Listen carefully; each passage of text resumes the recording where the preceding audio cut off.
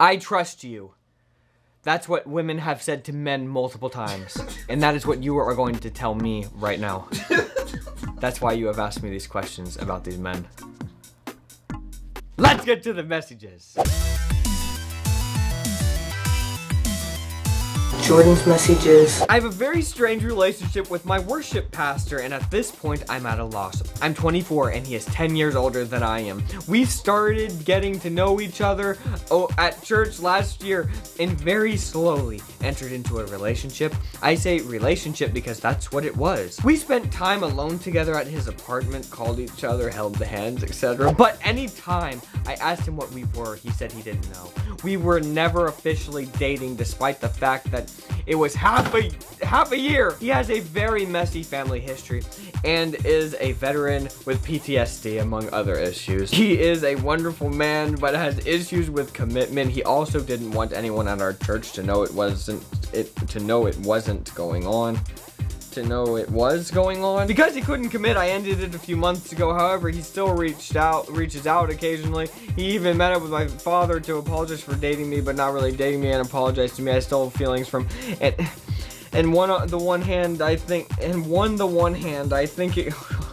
still have feelings for him, and on the one hand, I think it could be worth it to wait for him to feel emotionally ready, but on the other hand, I don't want to waste my time. Okay. I just am uncomfortable because you started off the message by saying, my worship pastor. I'm sorry, I don't know why that I hate that term, Josh. My worship pastor. If you say that to me on the street, we're done. If you really think about what is being said there, it is kind of strange. It seems weird. My worship pastor. My worship pastor. He's pastor of my worship. The pastor of my worship. I'm losing my voice. I'm so upset. The pastor of my worship, who is 10 years older than me, took me to his apartment alone and won't say he's dating me. But he's 10 years older than me, and he's my pastor who I worship. My worship pastor, sorry. He's my worship pastor. I guess what I'm saying, Josh, is the worship pastor phrase, that phrase, it's that she said it as like, oh, you wouldn't, okay, so if Sarah was a worship pastor, and I'm gonna make so many worship pastors mad today. If Sarah was a worship pastor, and I was like, hey, I'm dating my worship pastor. Like, that's just so weird. Like, why are you still calling the worship pastor if you've dated him? Why is he still worship pastor in your mind? Sounds like an unequal relationship. It's like this weird dominance thing. It's this weird, that's what I'm saying, it's weird. One of us is the leader of worship. And one of us worships me. One of us is, and come to my apartment alone. Okay, and I'm 10 years older than you. There's no coming back from it. Okay, look, if he's in this leadership role, okay, over this church that he went and he got his, you know, he went and he spent the money at the college. He got the worship pastor degree. He moved to Oklahoma or wherever I don't know where he lives. He moved somewhere. You know, he's committed to this. I don't even know where I'm going with this. I'm just so distraught. Simple answer is that you are wasting your time. If he's in a leadership role, plus he's 35 years old and he doesn't have his junk together, then like, no, cut it off. These guys in their 30s who are stringing girls along, what are you doing? No. What are you doing? Right. What are you doing? She said she was in the military, has PTSD, though, so he might have some mental issues going on. Might be part of our troubles here. Look, okay. No excuses. I'm sick of excuses. You have to be respectful of this, Jordan. I've got to be respectful of the veterans. Okay, I understand that. Okay, thank you for your service. But, like, in all honesty, like, I'm tired of the excuses. I've heard, you don't think I have excuses for bad things that I might do? I've got excuses, okay? I might not have gone overseas and fought in Afghanistan or wherever, but I have excuses. Everybody's got excuses. Your excuse is not better than my excuse for when I'm rude or when I'm mean. That's what I'm saying. Okay, Josh, how mean was that? It's fine. Am I gonna make a lot of people mad? I don't think so. Not at this point. I think they all already left. They've already left. We're just left with the true believers. Sponsored by Crime Dash. Need some crime done? Download the app and our professional team of criminals will take care of it. Josh, we can't, what even is this? We can't do this. Just read the card. Who are you? I'm Linus the Laptop, and I'm taking over this sponsor slot. What even is this? This is my new app. It's like a rideshare app, but for minor crimes. How is this legal? It's all done through independent contractors. I'm not responsible. We gotta filter these better, Josh. That isn't the right card. It's supposed to be Markley Bros Entertainment. No, don't endorse them. Why not? Because that's where you can go to watch the Malik's Minute. Everybody, do not go watch the Malik's Minute at mbe.tv. Don't do it. It'll only encourage Malik's delusions. Please. Get out of here! And take your crimes with you. How did he even get in here, Josh? Somebody must have left the window open. It's closed. Supporter message alert, Josh, supporter. It's the greatest time of year. That's what I said last time. It truly is the greatest time of year. Every day I wake up, I think, will it be a supporter message? Please.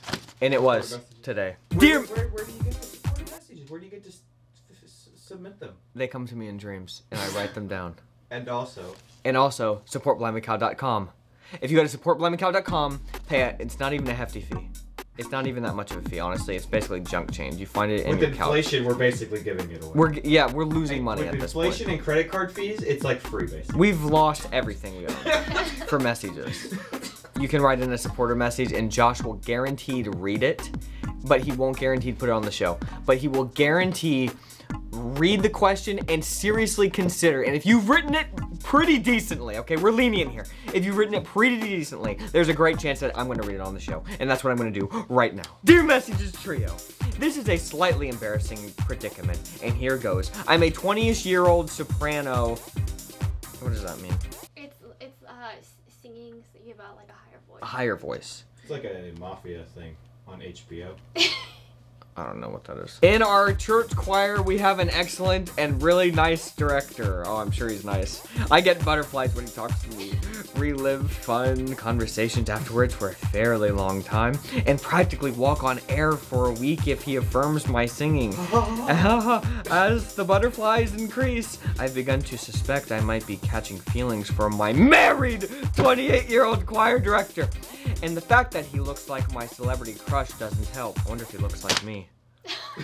Besides, for the fact that it's just plain wrong, I really, really don't want to deal with romantic attraction for someone I've only just started feeling comfortable around, see twice a week, and whose wife is one of my favorite people in the choir.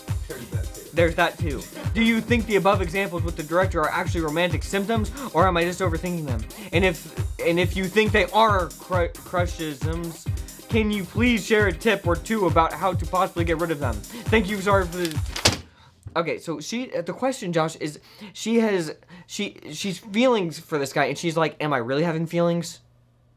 Or are they not feelings? Is that the question? Yeah, I think so. And then if she does have these feelings, how does she get rid of them? How old is she? She's 20 and he's 28.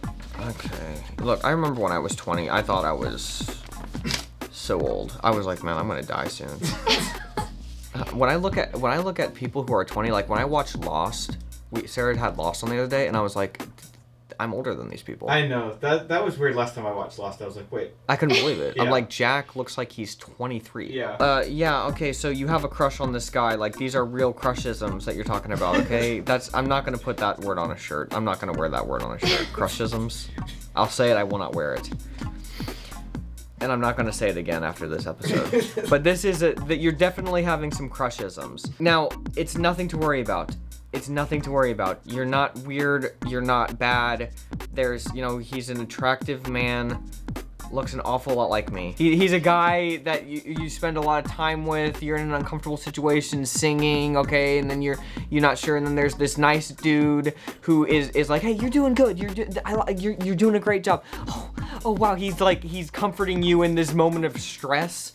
Okay, there's all this is just a natural human thing, okay? It's not bad, you're not weird, but don't act on it clearly, okay? This is gonna pass. And if it doesn't pass, then we might have problems. But I guarantee you in like a year, it's gonna go away and you're gonna find somebody else and you're gonna think, wasn't that weird that I liked this 28-year-old, but wasn't it even weirder that I sent a message about it? That's what you'll think. And then to you, it's gonna be even more weird that you sent the message about it, and that's what you're gonna think. I wonder if anybody's gonna be able to figure out that it was me. I will never tell, okay? I could dox every one of you.